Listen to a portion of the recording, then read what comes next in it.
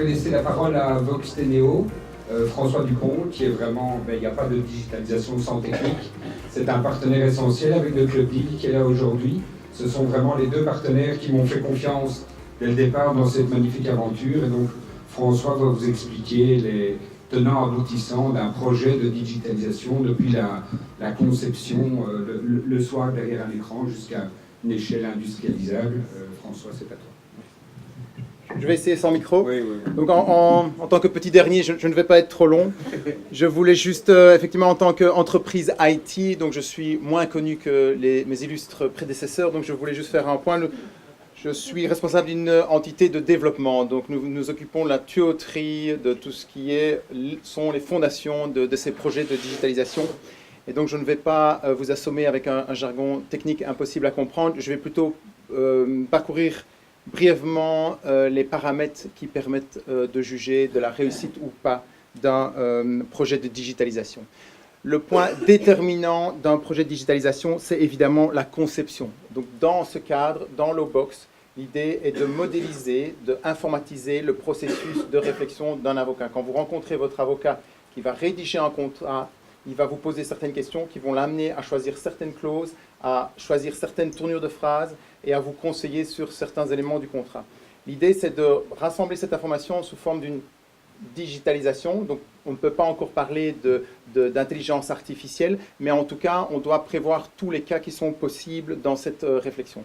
Une fois que cette conception du contrat est faite, et donc on a l'objet de la digitalisation, la deuxième étape, c'est la partie architecture. Il faut savoir qu'un projet de digitalisation est totalement différent en termes d'architecture technique d'un projet conventionnel, parce qu'on parle généralement de marges très limitées par vente. Donc ici, on peut parler de quelques euros sur une vente par rapport à un contrat d'avocat. Je pense que je suis dans un public qui est très spécialiste, donc je n'oserais pas m'inventer sur le prix d'un contrat, mais on est dans une commercialisation qui est basée sur la masse, et donc l'architecture du programme informatique doit prévoir une industrialisation des ventes, des processus. Il est inutile de vendre un contrat en ligne si le contrat coûte 10 euros parce que derrière il y a une intervention humaine, par exemple. L'étape suivante est déterminante, on en a déjà parlé, on a abordé la question de la sécurisation. Donc évidemment, on touche à tout ce qui est legal tech, donc on peut imaginer qu'une entreprise importante nous confie les données de ses contrats clients. Ce n'est uniquement possible parce qu'on peut convaincre qu'en termes de sécurité, il y a une réelle couche avec des gens qui travaillent en time shift, donc en 24/7, et qui peuvent suivre le fonctionnement des serveurs. Donc toute cette partie technique qui peut en fait rassurer ou pas les grands comptes est déterminante aussi dans un projet de digitalisation. Alors évidemment, après ces éléments qui sont déterminants, donc je les répète, c'est la partie conception, la partie architecture et la partie sécurisation.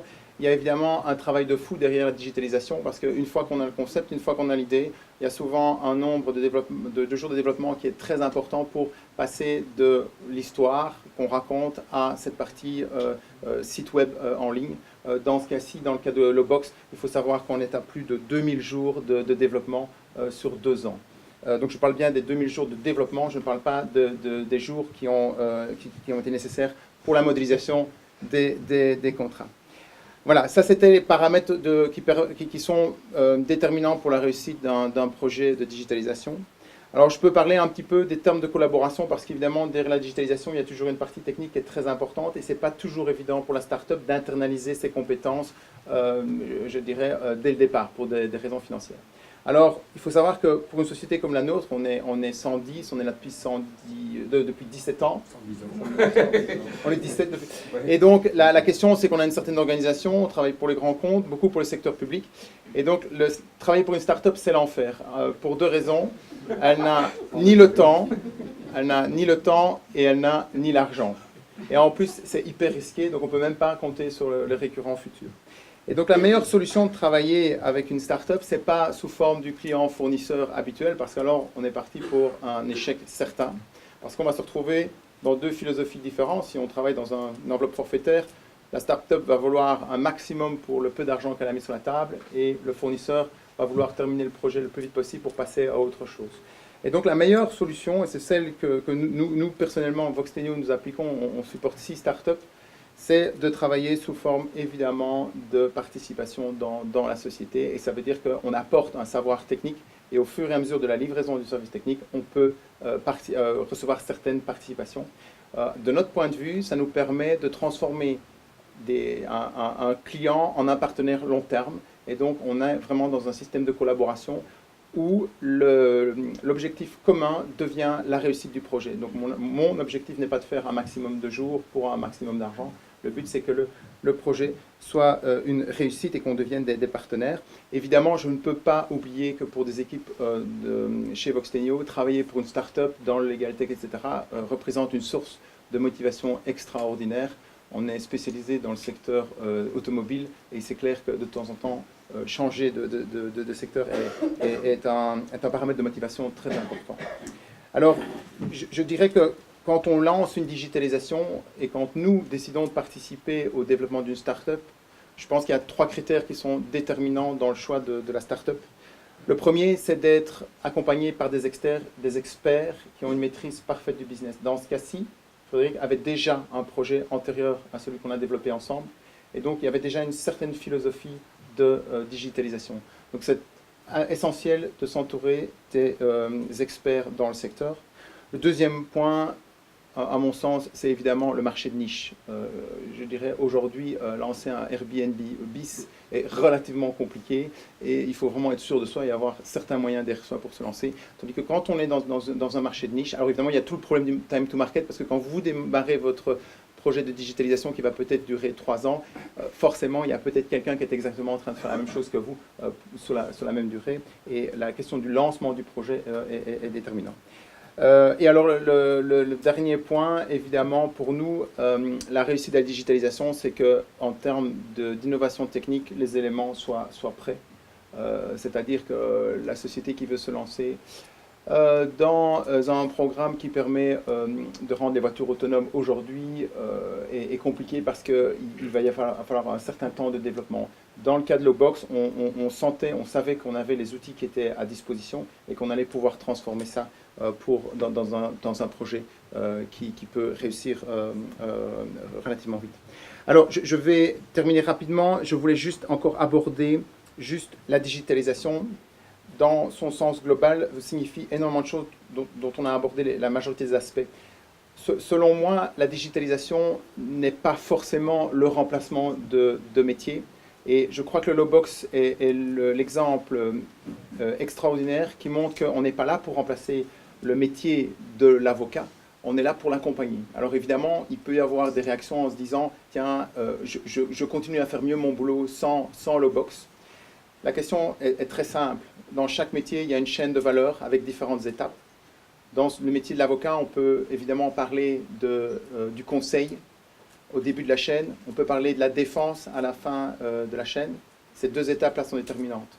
Entre les deux, il y a probablement des étapes administratives, la rédaction de contrats. Alors, je ne vais pas faire l'injure de dire qu'un avocat qui est spécialisé dans le droit social a 3-4 templates de contrats d'emploi différents et va choisir son template pour le sortir et l'écrire sous forme de publipostage. Ce n'est pas vrai.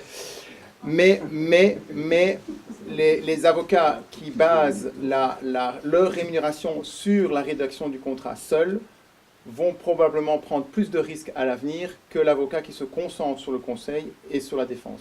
C'est valable pour ce métier-ci.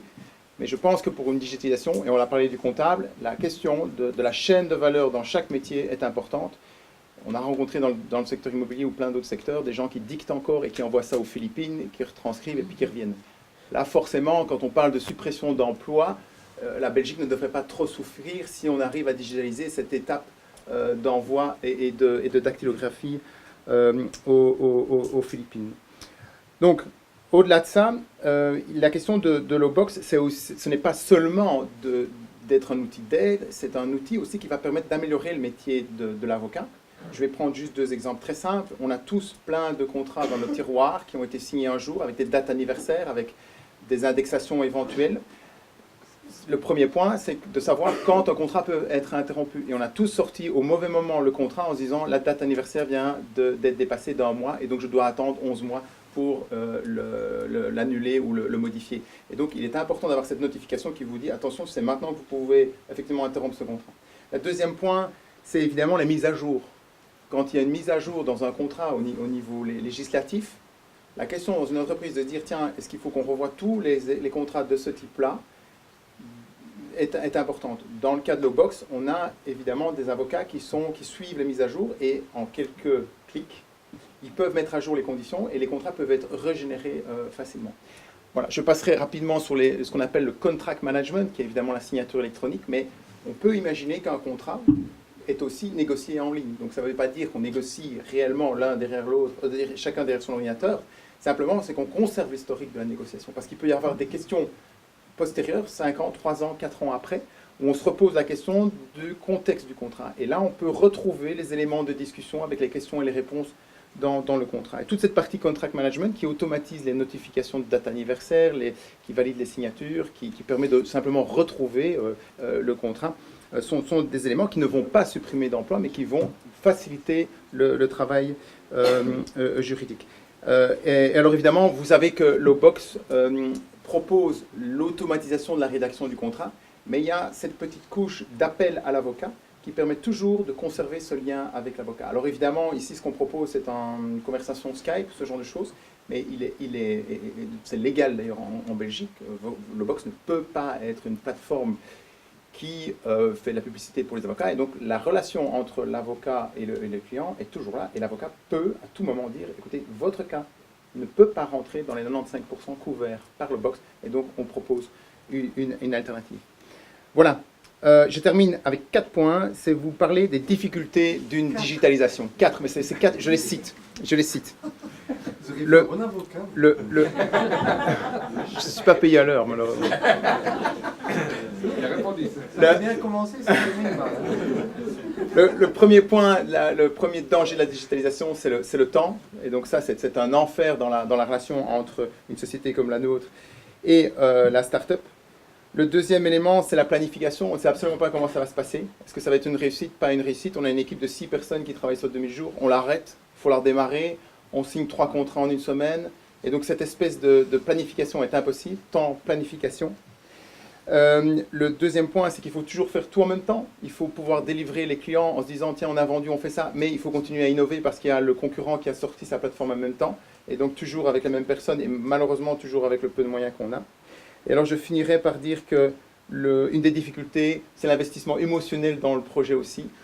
Dans les 6 startups qu'on a, et Lowbox est une des très importantes, c'est que comme tout le monde met les peu de moyens qu'ils ont, comme il y a un investissement personnel, on quitte parfois une situation professionnelle pour se lancer dans une startup. On ne fait pas ça dans le cadre froid d'une relation professionnelle, on est dans un cadre hyper émotionnel. Et donc effectivement, il faut pouvoir gérer cet aspect qui présente plein d'aspects positifs, mais qui parfois est un peu compliqué.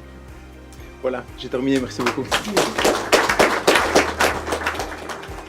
Pour tous vos besoins juridiques, visitez donc lowbox.be et bénéficiez d'un service juridique facile, rapide et abordable, et ce 24 heures par jour.